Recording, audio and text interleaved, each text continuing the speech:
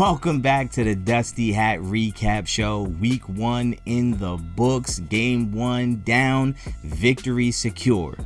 I love the fact that they got the W against Texas, a team that most people were saying was going to beat Ohio State, that Arch Manning was going to come in and the Heisman candidate is going to just light up the world. This is his coming out party.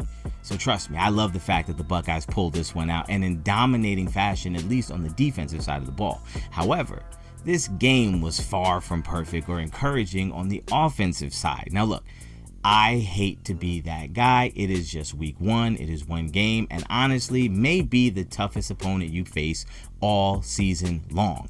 And with Julian Sayin making his first start as a college quarterback, I understand expectations can't be too high. The most important thing is getting the W and making sure that your first time starting quarterback doesn't fall apart. They were successful in both of those things. However, there are a few things that make me concerned going forward. One of them is this run game.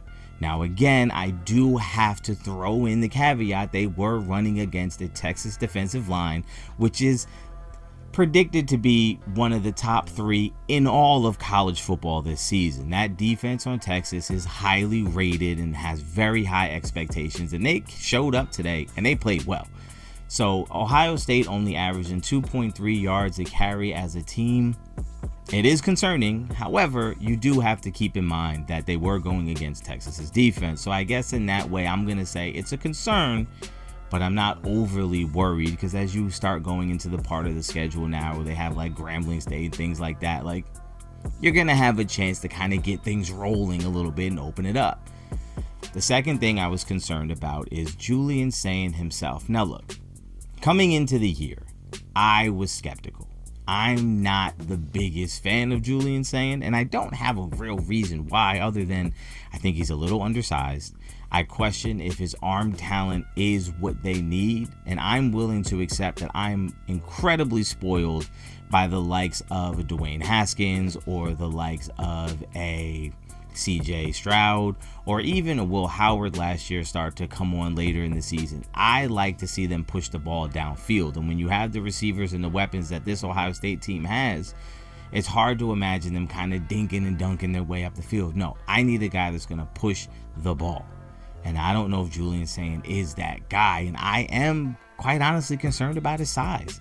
They got him listed at 6'1", but I'm hearing that 5'10" is being generous. Like, he looks small out there, and I'm not really sure that he's going to be able to get the job done when the weather gets cold and the temperature drops and you really need to get that ball out there. I don't know if he has what it takes. Now, in this game, one of the things that I noticed is I pay a lot of attention to body language. So not necessarily your end stats or your numbers. Now, 13 for 20, not too bad. Not too bad. He threw a touchdown, and the biggest thing was he didn't turn the ball over. So he did not lose them the game, and there were multiple opportunities where the game's on the line. Just don't blow it. He could have imploded. To his credit, he didn't. That's awesome. Credit for that. But I did notice a couple times him seemingly being uncomfortable, being a little rushed, throwing off platform, things where I felt like maybe it's just first time start, like just the atmosphere, the pressure, just trying too hard to make a play, or maybe he was just doing what the coaches asked and just trying not to do too much and make a mistake. Either way, I felt like in his body language, it was giving me the indication of a little hesitation, a little unsure. I want the guy to go out there and sling the ball around, have confidence, have that swagger, let his cojones hang, as they say. But again, first start against that team, it's a tough ask, but he got the job done. He did what he needed to do. He didn't blow it. So I guess I'll take it as a victory in week 1 and move forward. I'll just keep a close eye on Julian Sayin because I, for one, am not completely sold.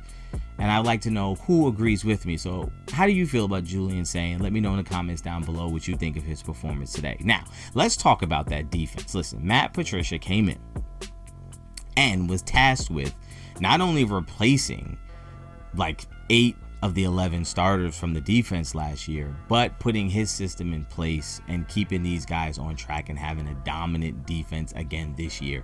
And boy, was this defense dominant this game. Texas looked like they couldn't do much most of the day. Now, one of the things that stands out for me, looking at my notes here, On third down, Texas was 5 of 14. But more important than that, on fourth down, Texas was 1 of 5. That to me says a lot about this defense. And this defense stepped up, put the clamps on when they needed to the most, including the final drive of the game where they got the essential stop that they needed to ice this game. I'm very excited about this defense because I see athletes all over the field. I see an aggression, a tenacity. I see creative blitzes happening. I see a lot of pressure being applied onto the quarterbacks. And I think going forward, I don't think they're going to face another team as good as Texas. So I think this bodes very well for Ohio State going forward. And they're going to start beating up on some of these bad teams. And even when we get into conference play, some of the weaker teams are going to have to face this defense and get beat up on.